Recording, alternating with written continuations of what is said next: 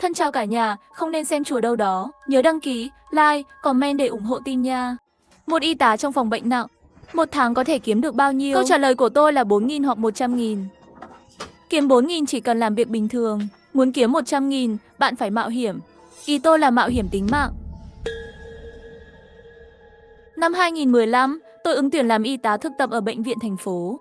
Sau khi vào làm suôn sẻ, tôi được phân công đến khu nội trú, chăm sóc các bệnh nhân nặng chuyển từ ICU. Trong môi trường này, kiếm thêm tiền thật quá dễ dàng. Đa số bệnh nhân không tự sinh hoạt được, người nhà hoặc phải tự chăm sóc, hoặc phải tốn tiền thuê người chăm sóc. Nhưng thuê người chăm sóc giá không hề rẻ, chỉ cần thấy người nhà bệnh nhân khó khăn, tôi sẽ lén đưa họ một mảnh giấy nhỏ. Trên đó là giá dịch vụ có tâm của tôi, 90% trường hợp người nhà sẽ đồng ý. Người nhà trả tiền để được yên tâm. Còn tôi thì chỉ cần đưa nước đốt ăn, dọn dẹp vệ sinh, dù sao khi không có người nhà, tôi làm qua loa là được. Bệnh nhân nặng thường không sống lâu, bản thân họ cũng không phàn nàn. Chỉ cần tôi không để họ chết đói là ổn. Trong số các bệnh nhân, những khách hàng chất lượng nhất chính là người thực vật. Công việc kiếm nhiều tiền nhất của tôi là một nữ bệnh nhân khoảng 40 tuổi. Cô ấy bị tai nạn xe, sau đó trở thành người thực vật. Nữ bệnh nhân tên là Từ Ứng Lập, ở phòng bệnh đơn. Gia đình cô ấy rất giàu, người nhà của Từ Ứng Lập rất ít khi xuất hiện, nhưng mỗi lần đến, không bao giờ thiếu phong bì dày. Ngày lễ trùng dương, người nhà cô ấy gọi điện cho tôi. Lúc 11 giờ đêm, một người đàn ông bước vào quầy y tá. Tôi hỏi, anh là người nhà của Từ Ứng Lập.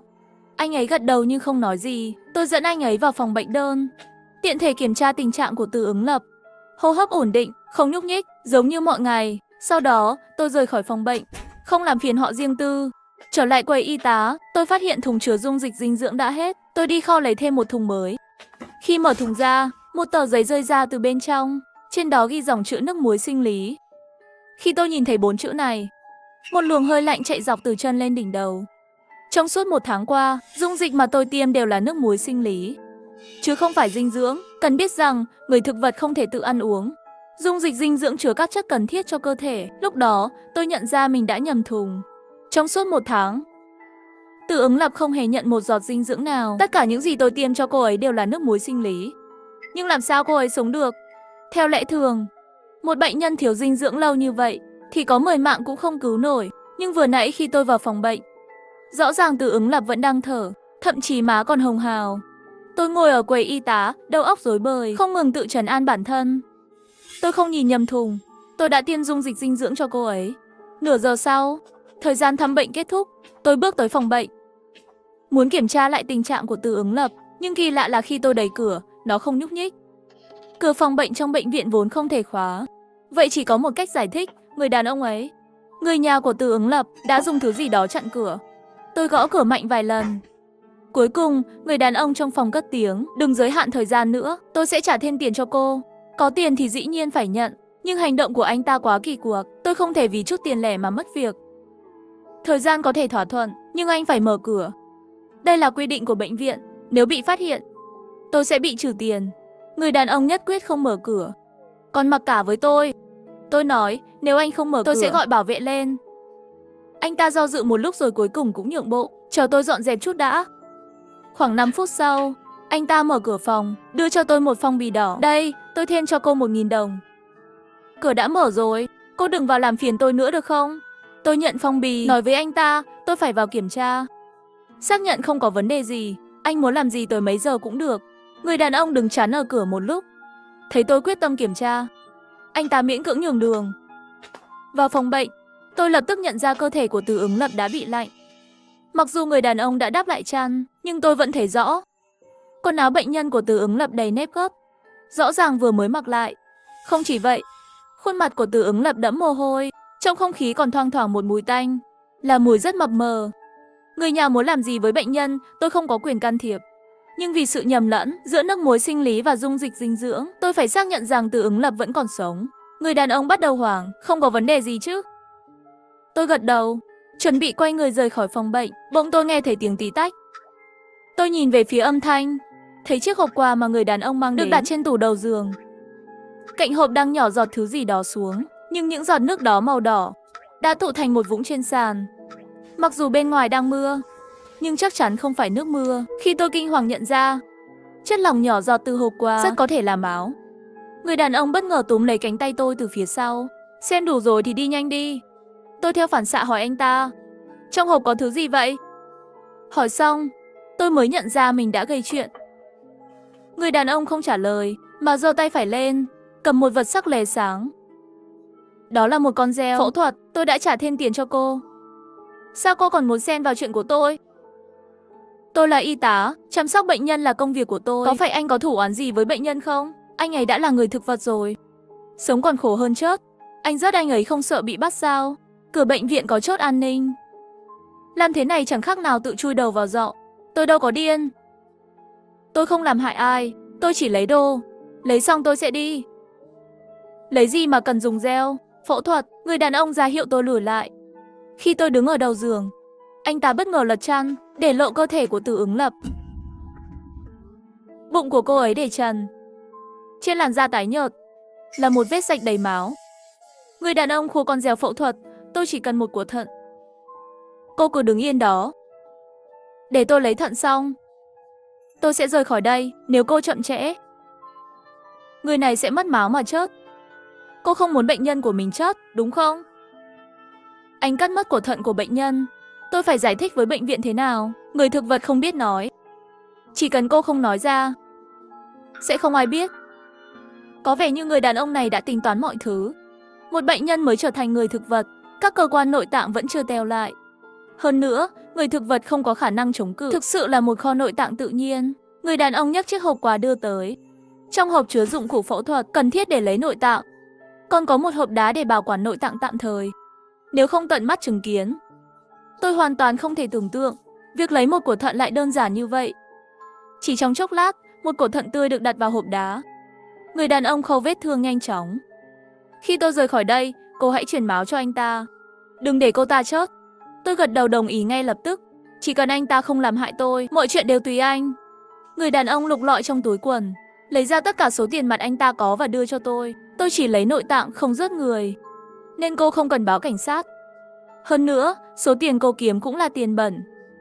Nếu cô báo cảnh sát, cô cũng sẽ bị đi tù.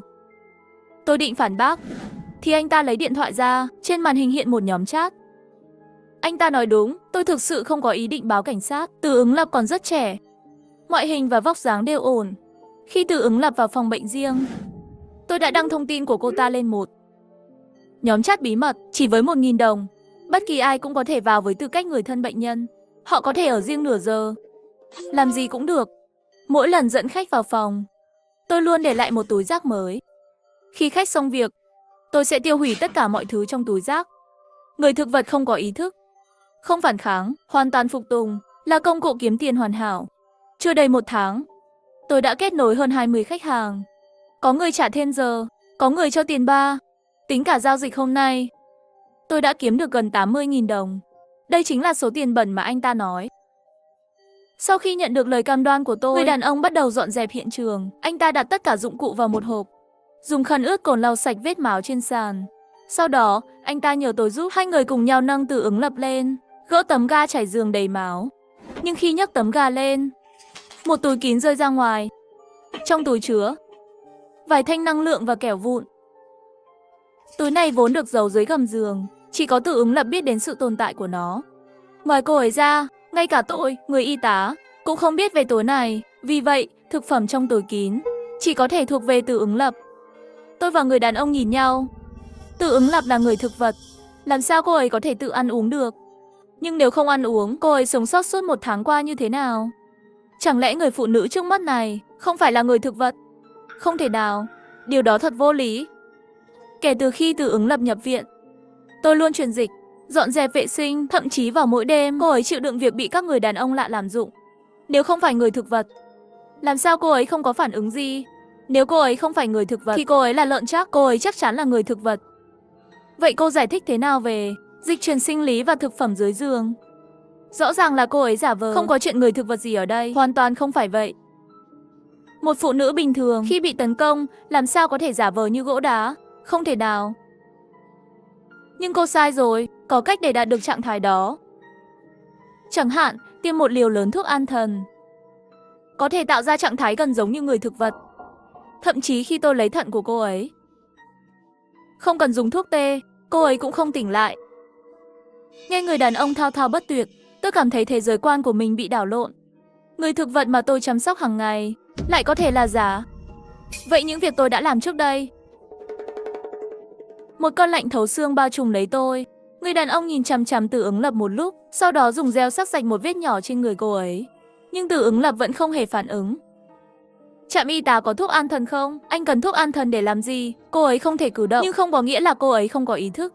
Nếu cô ấy giả làm người thực vật, có thể sẽ tố cáo việc tôi lấy nội tạng.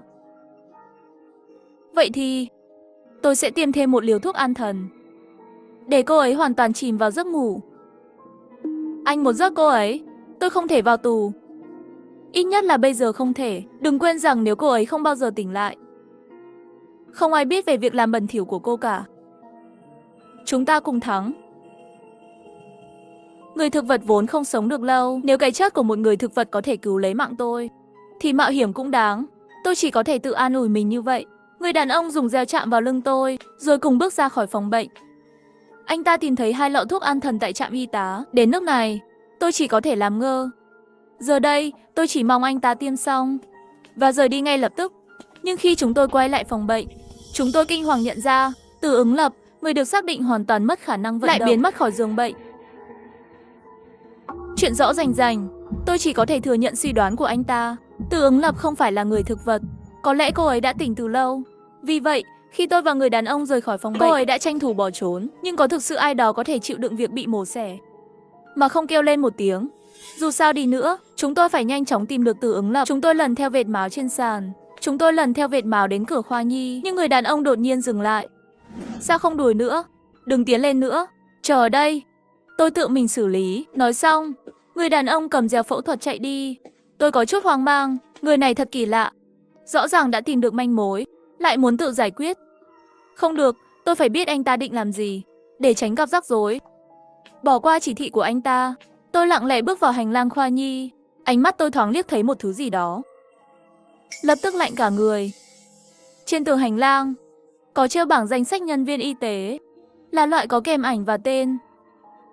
Có một bác sĩ điều trị tên Dương Đào, trông giống hệt người đàn ông vừa chạy đi. Tên trộm nội tạng của người thực vật lại là nhân viên của bệnh viện. Người đàn ông không muốn tôi tiếp tục đuổi theo, chỉ vì sợ tôi phát hiện thân phận của anh ta. Mọi thứ đều hợp lý. Anh ta là bác sĩ, việc thành thạo mổ lấy thận là điều dễ hiểu. Vệt máu dẫn đến cửa một phòng khám. Tôi mở cửa bước vào, thấy Dương Đào đang ở trong đó. Từ Ứng Lập nằm dưới chân anh ta, nhưng điều khiến tôi không ngờ là trong phòng còn có một người khác, một cậu bé khoảng 10 mấy tuổi. Khi tôi bước vào, Dương Đào chuẩn bị dùng dao phẫu thuật đâm vào cổ cậu bé. Ê, sao cô lại đi theo? Tôi đã bảo đứng yên tại chỗ chờ mà. Để gieo xuống trước đã. Giết một người thực vật có thể giấu được, nhưng nếu anh làm hại đứa trẻ này, chúng ta sẽ không thể thoát được đâu. Không thể giấu được nữa. Chính thằng nhóc này, nó đã cõng người vào đây. Tôi nhìn cậu bé toàn thân run rẩy. Chiếc quần của cậu bé đang nhỏ nước xuống, thậm chí còn đái dầm. Em là bệnh nhân à? Dạ, em bị bệnh tim bẩm sinh. Nhập viện nửa năm nay rồi. Ở ngay phòng bên cạnh. Hỏi nhiều làm gì chứ? Nó đã nhìn thấy hết rồi, nhất định phải chớt. Đừng kích động. Nó là bệnh nhân của bệnh viện. Nếu có chuyện gì xảy ra với nó, người đầu tiên bị truy cứu là tôi. Nào, nói cho chú biết, tại sao cháu lại cõng bệnh nhân ra ngoài? Không, không phải cháu muốn thế. Là một người đàn ông hói bảo cháu làm. Trong câu chuyện đứt quãng của cậu bé, tôi dần dần ghép được bức tranh toàn cảnh. 1 tháng trước, vào ngày Từ Ứng Lập được chuyển vào phòng bệnh riêng, một người đàn ông hỏi đến tìm cậu bé và đề nghị một giao dịch. Giao dịch là cậu bé định kỳ đến siêu thị mua đồ ăn vặt, rồi giấu dưới gầm giường của Từ Ứng Lập. Chỉ cần làm đúng, người đàn ông sẽ trả tiền. Tối nay, cậu bé muốn ra ngoài đi vệ sinh. Qua khe cửa, cậu nhìn thấy tôi dẫn Dương Đào vào phòng bệnh của Từ Ứng Lập. Cậu bé nghĩ có thể đòi thêm tiền từ người đàn ông hói, nên tự ý báo. Cậu mở WeChat của người đàn ông hói, kể về việc có người lạ đến tìm Từ Ứng Lập. Sau đó, người đàn ông hói ra lệnh mới cho cậu cõng Từ Ứng Lập ra khỏi phòng bệnh. Khi nghe nhắc đến người đàn ông hói, Dương Đào gần như sụp đổ. Làm sao lại có người khác nữa? Tối nay xem ra rớt bao nhiêu cũng không đủ. Dương Đào lục soát lấy điện thoại của cậu bé, mở WeChat, đọc lại đoạn tin nhắn giữa cậu bé và người kia. Nội dung cơ bản trùng khớp với lời cậu bé nói. Chỉ có tin nhắn cuối cùng trên WeChat là do người kia gửi. Tôi sắp đến nơi rồi. Lại thêm một nhân chứng nữa đến bệnh viện. Tôi kéo một chiếc ghế ngồi xuống. Mọi chuyện quá lộn xộn, tôi cần sắp xếp lại suy nghĩ. Việc cậu bé nhét đồ ăn vặt dưới giường Từ Ứng Lập, chứng tỏ đồ ăn được để lại cho chính Từ Ứng Lập. Điều đó có nghĩa là Từ Ứng Lập không phải là người thực vật. Tôi nhớ lại lời cậu bé nói về người đàn ông hói, vẫn còn chút ấn tượng. Ông ta chỉ xuất hiện khi Từ Ứng Lập nhập viện. Với danh nghĩa người nhà của Từ Ứng Lập, chính ông ta đã thuê tôi trả 2.000 nhân dân tệ mỗi tháng kể từ ngày giao dịch xong. Người đàn ông hói không xuất hiện nữa. Nếu ông ta đã nhờ tôi chăm sóc Từ Ứng Lập, tại sao còn nhờ một cậu bé khác để lo cho Từ Ứng Lập? Và tại sao Từ Ứng Lập rõ ràng không phải người thực vật lại giả bệnh để nằm viện? Hơn nữa, tại sao người đàn ông hói không tự mình đưa đồ ăn? Tôi hỏi cậu bé, khi cháu mang đồ ăn đến, người trên giường ở trạng thái thế nào? Cứng đơ, không nhúc nhích, giống như đang ngủ. Trong nhận thức của cậu bé, Từ Ứng Lập chính là người thực vật, nếu vậy thì có thể có đường lui. Lúc này, tôi khuyên không nên động vào cậu bé. Cậu ta là người ngoài cuộc, nếu có chuyện gì xảy ra với cậu ta thì không tốt cho ai cả. Đừng nói nhảm nữa, tôi nhất định phải mang của Thận đi. Người kia sắp đến. Cả thằng hói đó cũng phải chết. Chúng ta cùng mục đích mà. Không muốn bị cảnh sát phát hiện. Nhưng nếu một cậu bé bỗng dưng mất mạng, gia đình cậu ta sẽ không để yên đâu. Thế còn tên hói, phải trừ khử hắn chứ. Không cần cậu bé phải khai gì. Chỉ cần biết có 2 người đã vào phòng của Từ Ứng Lập, chứ không biết rõ họ đã làm gì. Thế nên tốt nhất là để cậu bé quay lại, đưa Từ Ứng Lập về phòng bệnh, vờ như chưa có gì xảy ra. Rồi để cậu bé giúp chúng ta che giấu sự thật là được. Đối phương là người trưởng thành, không dễ bị lừa như đứa trẻ. Nếu hắn phát hiện vết thương ở lưng bệnh nhân, nhưng lý do mà cậu bịa đặt sẽ không trụ nổi. Nếu thực sự đến mức đó, chúng ta cứ thẳng thắn đối mặt. Tôi có thể cùng cậu góp tiền, xem như mua một cổ thận từ Từ Ứng Lập. Nhưng người nhà bình thường nào lại đồng ý việc này chứ? Tôi làm việc ở khoa nội trú, đã chứng kiến quá nhiều gia đình bị bệnh nhân hủy hoại. Dù chịu áp lực đạo đức, họ không dám từ bỏ điều trị. Nhưng nếu có một cách vừa rút ngắn tuổi thọ bệnh nhân một cách hợp lý, lại vừa nhận được một khoản tiền, họ không có lý do gì để từ chối. Lý do tôi tin kế hoạch này khả thi chính là vì người đàn ông hói cũng không muốn gặp cảnh sát. Dương Đào đồng ý với đề xuất của tôi. Chúng tôi đưa Từ Ứng Lập trở lại phòng bệnh, vội vàng sắp xếp lại giường chiếu. Phòng bệnh khôi phục về trạng thái vài giờ trước. Tôi trở lại trạm y tá, giả vờ làm việc bình thường, còn Dương Đào nấp trong bóng tối sau quầy. Không biết bao lâu sau, thang máy ở cuối hành lang mở ra. Tiếng bước chân nặng nề vang lên, người đàn ông hói đầu vội vàng bước tới. Hắn bước vào phòng bệnh, cười nhếch mép đầy nghi hoặc. Sau đó bất ngờ lật chăn lên, lộ ra cơ thể của Từ Ứng Lập. Vết thương ở eo của Từ Ứng Lập đã lộ rõ. Sau những gì đã xảy ra trước đó, vết mổ của cô ấy đã bị nứt ra. Người đàn ông hói đầu từ từ cởi áo bệnh nhân, và vết thương kinh hoàng hiện ra trước mắt. Hắn quay người lại, mặt tối sầm, không ngờ sự việc bị phát hiện dễ dàng đến vậy. Tôi định giải thích những lời ngụy biện về việc ghép thận, nhưng bất chợt nhận ra ánh mắt của người đàn ông hói đầu hướng ra sau lưng tôi. Dương Đào, tay cầm réo phẫu thuật, đã đứng chắn ở cửa. Đừng trách tôi phải chữa bệnh cho con gái tôi. Con bé cần của thận này. Chỉ có thể trách anh xui xẻo. Tôi không thể để anh báo cảnh sát. Ngoài dự đoán, người đàn ông hói đầu bật cười. Ha ha ha, cắt thận à? Tùy các người thôi. Tôi đâu có nói sẽ báo cảnh sát. Tôi còn đang đau đầu không biết xử lý Từ Ứng Lập thế nào. Thật đúng lúc, 2 người lại tự dâng tới cửa. Xử lý, anh không phải người nhà của Từ Ứng Lập. Người đàn ông hói đầu vẫn cười. Hắn thản nhiên ngồi xuống giường bệnh. Hắn chỉ vài câu đã tiết lộ bí mật của Từ Ứng Lập. 1 tháng trước, một vị lãnh đạo địa phương bị điều tra. Từ Ứng Lập, sáng lập viên một công ty, đã nhiều lần hối lộ vị lãnh đạo này. Do đó, cô ta trở thành nhân chứng sống quan trọng. Người đàn ông hói đầu vốn là tay sai của vị lãnh đạo đó. Để giảm nhẹ tội, hắn quyết định tìm cách bịt miệng Từ Ứng Lập. Vụ án hiện đang rất nhạy cảm. Nếu Từ Ứng Lập đột nhiên biến mất hoặc tử vong bất ngờ, chắc chắn sẽ gây nghi ngờ. Vì vậy, hắn đã đe dọa Từ Ứng Lập, ép buộc cô hợp tác để hoàn thành một kế hoạch. Bỏ đi tất cả, giả vờ là một người thực vật. Chờ đến khi sóng gió qua đi mới tính tiếp. Nhưng điều mà Từ Ứng Lập không ngờ tới là ngay cả việc làm tổn thương bản thân mình, sau khi trở thành người thực vật, cô lại trở thành trò chơi của vô số người lạ mặt. Thật đúng là sự trớ trêu cay đắng. Nhưng dù thế nào đi nữa, chỉ cần Từ Ứng Lập còn sống, tôi không thể nào yên tâm được. Nhưng giờ thì không sao nữa. bởi cô ta sẽ chết trong tay hai tên trộm này. Đừng đổ oan cho chúng tôi, Từ Ứng Lập vẫn còn sống. Ha ha ha, đúng vậy. Nhưng cô ta xác chết thôi. Sáng mai, sẽ có người phát hiện ra trong phòng bệnh này 3 thi thể. Hắn muốn dùng tội lỗi của chúng tôi để che giấu việc loại bỏ Từ Ứng Lập. Kế hoạch của hắn không khác gì kế hoạch ban đầu của Dương Đào. Dương Đào rơi vào trạng thái điên cuồng. Anh ta lao vào người đàn ông hỏi đâu, nhưng ngay lập tức bị đối phương đoạt dèo phẫu thuật, rồi bị đánh ngã xuống sàn chỉ sau vài cú đấm và đá. Sau đó, người đàn ông hỏi chậm rãi bước về phía tôi. Tôi nghĩ chắc chắn lần này mình sẽ không thoát được. Nhưng rất nhanh, cảnh sát đã kịp thời đến. Có vẻ như cậu bé đã kịp báo cảnh sát. Tôi muốn kiếm tiền, nhưng không muốn vào tù. Nhưng tôi càng không muốn giết người. Cuối cùng, Dương Đào và người đàn ông hói đều bị bắt giam. Còn tôi, vì lập công trục tội mà chỉ bị kết án treo. Con gái của Dương Đào cũng nhờ có các tổ chức hợp pháp mà nhận được của Thận cần thiết. Tất nhiên, tôi không thể tiếp tục làm y tá. Đây là toàn bộ trải nghiệm của tôi khi làm y tá thực tập. Quay lại với câu hỏi đầu video. Y tá một tháng kiếm được bao nhiêu? Câu trả lời của tôi là 4,0 hoặc 100,000. Vấn đề là bạn sẵn sàng đánh đổi đến mức nào để đạt được nó.